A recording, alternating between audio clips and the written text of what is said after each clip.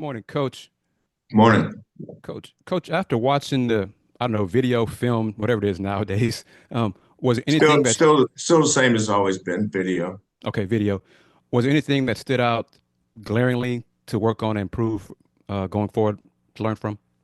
Yeah, a lot. We led the game for almost 26 minutes. We were in the lead for 26 minutes of the game. When Emmanuel hit that three, I think it was around between 4 and 5 minutes. We're still up five. So you're up five. There's 4.5, 4:45, whatever it was to go. You're up five. So you're not going back and trying to reinvent the wheel here. You know, um, I knew the winner of that game was going to be a really good team, have a really good team. But the loser of that team, had Auburn lost the game, had we held on to the 5 point lead with four something to go and we won, Auburn was going to be a really good team. And I still feel that way. We have a really good team. We're not going to go reinvent the wheel. I saw some things thing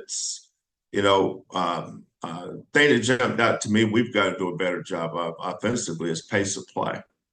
Last year we had Mariana Rivera. We had a tremendous closer.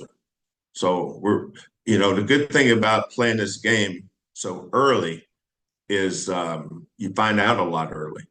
You know, of course, we could schedule a 10-0 start or 9-0 start, but that's not what this team needed. This team needed to be tested, and I needed to see them. I saw individually things that need to be addressed. I saw things team-wise that need to be addressed, and I'm thankful for that.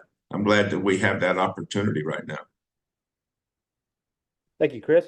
We go to Chris Baldwin with Paper City Houston. Chris, please go ahead.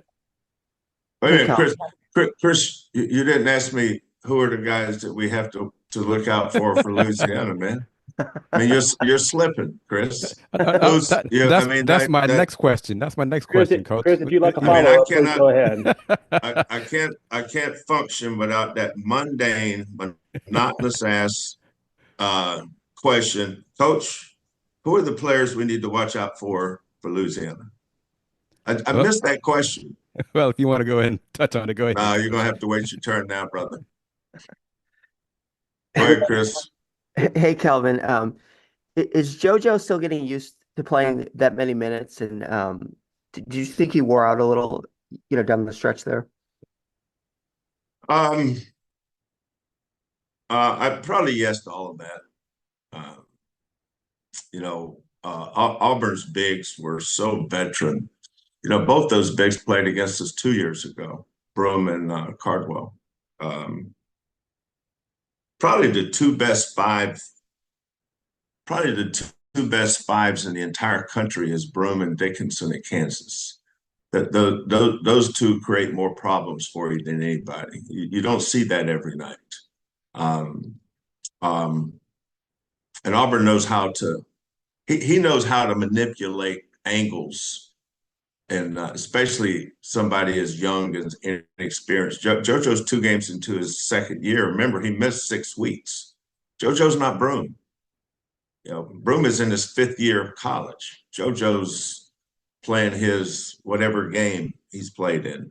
Remember, he missed the last 6 weeks last year or something like that. And then he missed 7 months. So, of course, he's still getting back in shape. He played 2 games. It's going to take him a while, but we need to get his minutes up to and keep him somewhere around 25, 26, 27. Be able to play that hard for that long. But in order to do that, we need to get Javier healthy. In the big picture, I see where our team's going to be once we get all our pieces. Auburn did an awesome job, but Auburn had all their pieces.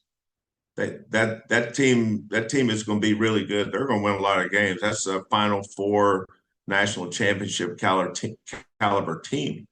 But Javier missed 19 days. I think he's practiced 2 days since early October. So the more minutes we can get Javier to, we've got a three-headed monster there. Potentially, he's got a chance to be really good with Jay, Juan, and Joe. And we need to get to the point where we get those three guys all in the rotation and all healthy and all humming together at the same time. That just takes time. But again, that's our second game of the year. And the fact that we led that thing for 25, 26 minutes, up 5 with four minutes to go, all that stuff is encouraging to me. I mean, we have a good team. But we're not nearly as good now as we're going to be later. We just got to keep plugging and working and, clean this up, clean that up, and we're pretty good at that. We'll go to Chancellor Johnson with KPRC TV. Chancellor, please go ahead, sir. Hey, Kelvin, how are you? Good, Chancellor. How about yourself? I am doing well. You mentioned before that the point guard is always an extension of the head coach. I know it's still early, but through 2 games so far, how would you assess what Milos has been able to do kind of in that department? Yeah, I thought Milos was solid. On the plus minus, we were plus 14 when Milos was in the game. When he got his 4th foul, the game changed. Your backup point guard is never going to be better than your starting point guard. I mean, I think we all understand that. You're always going to take a step down when you put the backup point guard in. There's a reason he's the backup. We're a lot better with Milos at point than we are, but no matter who the backup is. I think Malik has improved in that area.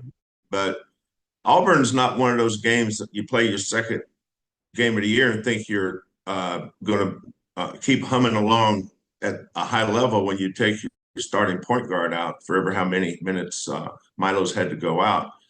We were up 9, I think 41-32, something like that, around the 15 minute mark. You guys can correct me. I'm pretty sure I'm right, though. And then shortly thereafter, he got his 4th foul. He got his 3rd foul real quick, kind of a ticky-tack foul. 4th foul was a little ticky-tack. All of a sudden, they had to go sit down.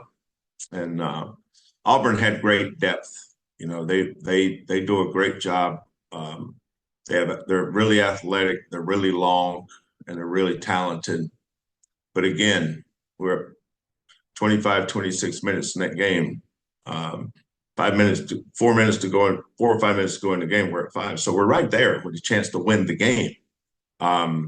But we got to get better, and I'm excited about that. I'm excited about practice today. I'm excited about practice tomorrow. I'm excited about the game Wednesday. I'm excited about the game practice after that and getting ready. Just continue to improve. That's kind of what my mindset is. Losing the game is the least of my worries. Making our team better is more important to me than losing a game in November. That's never been a big deal to me. We'll go to Joseph Duarte from the Houston Chronicle. Go ahead, Joseph. Good morning, Kelvin. Good morning, Joseph. Kelvin, I got knocked off the call here, so I apologize if somebody's asked you this. But with minutes early on with Terrence, have you seen how much so far that you feel like you're comfortable putting him in, or how much load he can take, coming off the injury?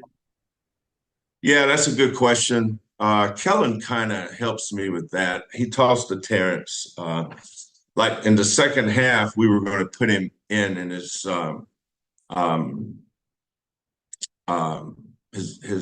tendon sometimes gets sore, and he couldn't go back in.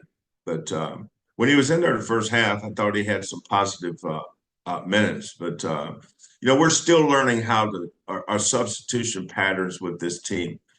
I got to find a way to get Mercy in there and play Terrence a little more, play some of the main guys less, and get some more balance in our lineup. But that's why you play these games early to make adjustments accordingly. You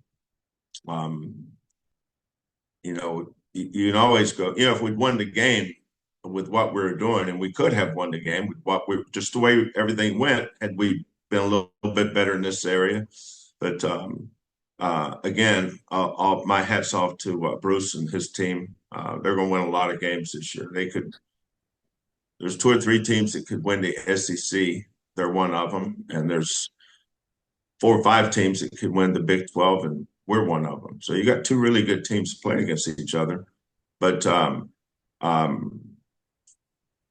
getting our minutes down for some guys is something that we've addressed the last couple of days, and getting some guys in there, especially early in the second half. Making some adjustments, but that's why you play a game like this, the second game of the year, because you're going to get exposed. Whatever offense Auburn was running, they banked 2 balls in the first half and we held them to 28 points. Our defense was guarding them the first half. And then we guarded them the last 10 minutes of the game. We have to watch film and look at the last 10 minutes and see how can we be better in the last 10 minutes. Is it because of this? Is it because of this? Because of this? But that's what we'll figure out. Coach, if I could jump in real quick on a follow, was there a moment that you almost were able to pull the trigger and get Mercy in, or was it just finding that right spot to insert them? Yeah, it was more the second one. Obviously, one of the things that impacted the game early was LJ getting his second foul. There was 2 things that really impacted our team. LJ's second foul the first half and Milos' 4th foul. LJ the first half and Milos' 4th foul the second half. But that's a very fair question about Mercy. And, you want to give that kid a chance to succeed. But yeah, it went through my mind. But as we go forward, we need to just keep working and get Mercy better. That's the bottom line. Thank you, Joseph. We'll go back to Chris Baldwin, please. Go ahead, Chris. Hey, Kelvin, I know you're always deliberate in your scheduling. Why did you want to break after this 3rd game, coming up here? I didn't. Let me explain something to you guys. We went from 18 conference games to 20. So that's 2 more games we're going to be playing in January, February, and March, and 2 less games we're going to play in November and December. So therein lies the break. We only have 11 non-conference. We have 20 conference games. We have 3 games in Vegas. That's 23, right? So that means over the course of from November 4th, and we start a week earlier. Last year was November 10th. So we got all these built-in excessive days in the schedule because of more non-conference games in January, February. The schedule's backloaded. So you're taking games in November, December, and sticking them in January, February. Now you're playing 3 games in 5 days in Las Vegas. So that's 23 games. Now you're left with 8 that you're playing over the course of what, 8 weeks? So of course you're going to have a break in there somewhere, not because of convenience, but because of necessity. I wish we could have 2 games every week, but because of the 20 games conference schedule and the 3 games in Vegas, by necessity, there's going to be gaps in the schedule that we can't plug games in because of the conference and the MTE. Does that make sense? Yes. Okay. Thank you, Chris. We'll go back to Chris Gardner, please. Go ahead, Chris. Okay, Coach. Now it's my mundane question. First, really, your thoughts and your relationship with Coach Marlin and his style of play, and then Louisiana as a team overall. Well, we played him a couple years ago. I remember when Bob Marlin was the head coach at Pensacola Junior College. I guess that tells both our ages. But Bob has been an outstanding coach in this game for a long time. I've always had great respect for Bob, known him for a long time. They're very quick, they're very athletic, they shoot a lot of threes, they like to play fast, they'll press you, they'll do anything to push pace. And their athleticism, their best player is number 8, Mustafa. They got really quick guards. Christian Wright, Kentrell Garnett, Mustafa. And then their bigs are their four-man is kind of a big guard, 6'5" wing, and then they have two size guys in Ratliff, who's about 6'8", 6'9", and Evans, who's about 6'10". So they're probably more athletic than they are a power team. They like to shoot a lot of threes. So, it's a style of play that a lot of teams use, but not all teams have Marlon. So they'll be ready to play. Thank you, Chris. We got time for a few more questions. We'll go back to Joseph Duarte, please. Go ahead, JD. Kelvin, with Malik able to play, some point if you need him, and then LJ saying that he was possibly, going to try to get more time with the balls in his hand. Did Milos getting the foul trouble open up kind of an early season opportunity, even though you don't want that, but to see what you have in those situations at the point when he's not in there? Yeah.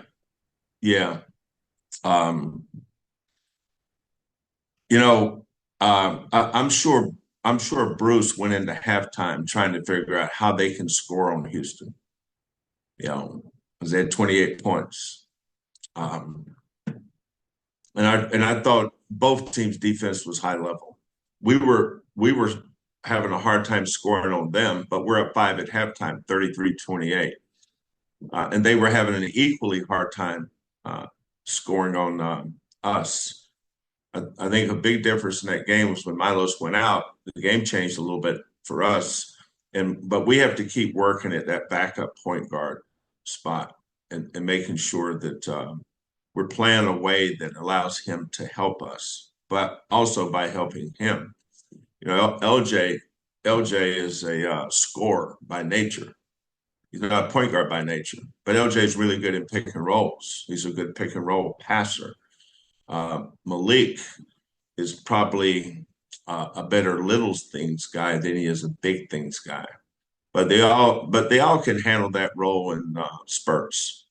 You don't want to play 10, 12 minutes nobody wants to play with their backup point guard 10, 12 minutes. Every team in America's level of play is going to go down when the starting point guard goes out. Especially if he's really, really good, which I remember in 1980, the Lakers were playing the 76ers in the NBA Finals, and Kareem Abdul-Jabbar got hurt. And they took their starting point guard and played at point center. So had they lost Kareem and still won, but they couldn't win without that point guard. There wasn't another Magic. There's not another John Stockton. There's not another Chris Paul. You're taking a drop down when you go to your backup point guard, as do we. Any team that has a really good starting point guard, there's probably a big gap between him and the next guy. So you're not going to be as good at that position. So you're trying to figure out how can we be as good as a team? You're going to have to play a little different, and we're still figuring that out. Thank you. We have time for 2 more questions. We'll go back to Chris Gardner, please. Go ahead, Chris. Coach, right now, what does Mercy do his best? What's his best skill right now? Scoring. Do you envision him becoming at some point a better ball handler to run an offense as well? Yeah, he'll get better. I got time for one more question if anybody has it. Does anybody else have a question? I don't see a hand raised in the chat. Is everybody good? We'll go back. Last question of the day. We'll go to Manav Gupta, please. Manav, go ahead. Manav, go ahead, sir. Hey, Coach. Just along those lines about the last game, how can the team kind of learn from that game offensively, especially with the physicality that Auburn presented to them? I think playing a little faster, Manav. We've always been good at getting teams on the ropes and beating them up. And, you're not going to score 80 points on Auburn playing in the half court. So it's going to be a very physical half court game. I think with this team, we've got to try to play a little bit faster. I think we're at a 63, 62, 63, 64, something like that pace. Maybe get our pace up to 67, 68, 69. So we're creating more space. And then there's some other adjustments I'm not going to tell you about that I think we're going to make because I don't want nobody else to know it. But just in general, play with more pace and see how we can create more space.